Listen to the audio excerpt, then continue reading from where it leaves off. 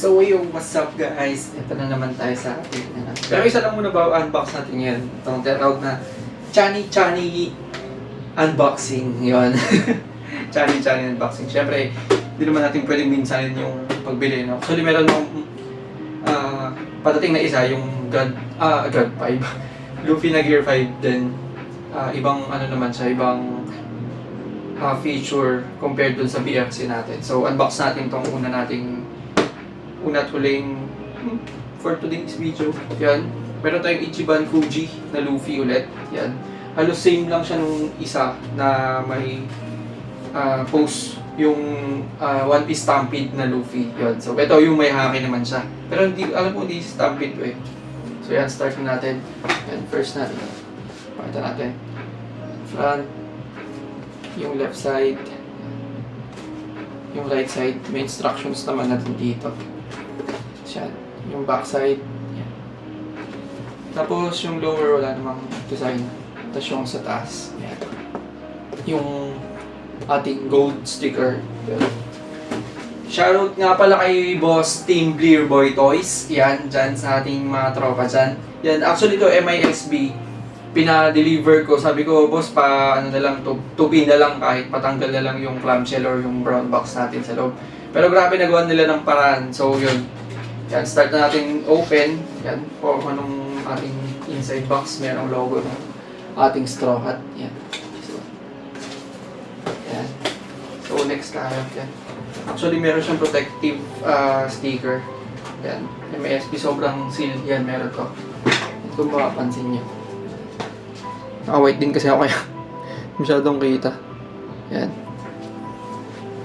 So, gilan natin yung other. Yan, wala na parang ibang bubuuin eh. Yan. Wala na ibang bubuo talaga. Yan. Yung box natin. Parang iba nga lang yung ano ni Luffy, yung buhok niya. Anyway, okay lang yan. So, ito meron tayong 4 parts. Yung mismong figure, may haki, yung base, yung support, then yung stand niya talaga. So, yan. Solid boys. Yan. Solid to. Wala nga lang yung buhok niya pag gano'n. Parang iba yung nasa buhok nila sa mismo ano. Anyway, unbox na natin, sirs.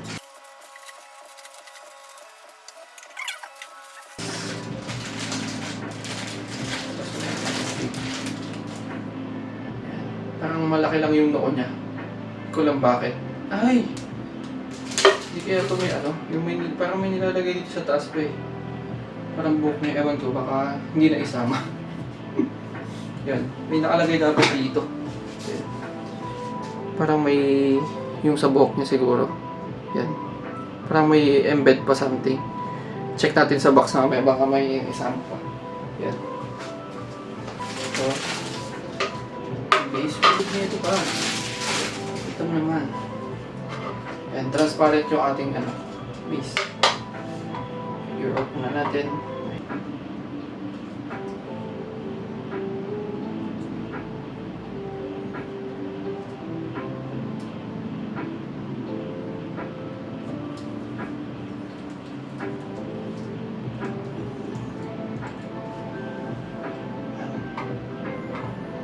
Alright.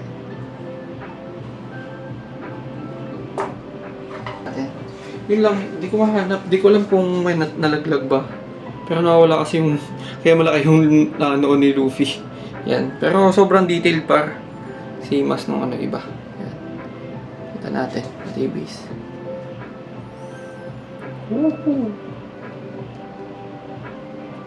Nice. Yan ang ating unboxing for this day. Yeah, peace!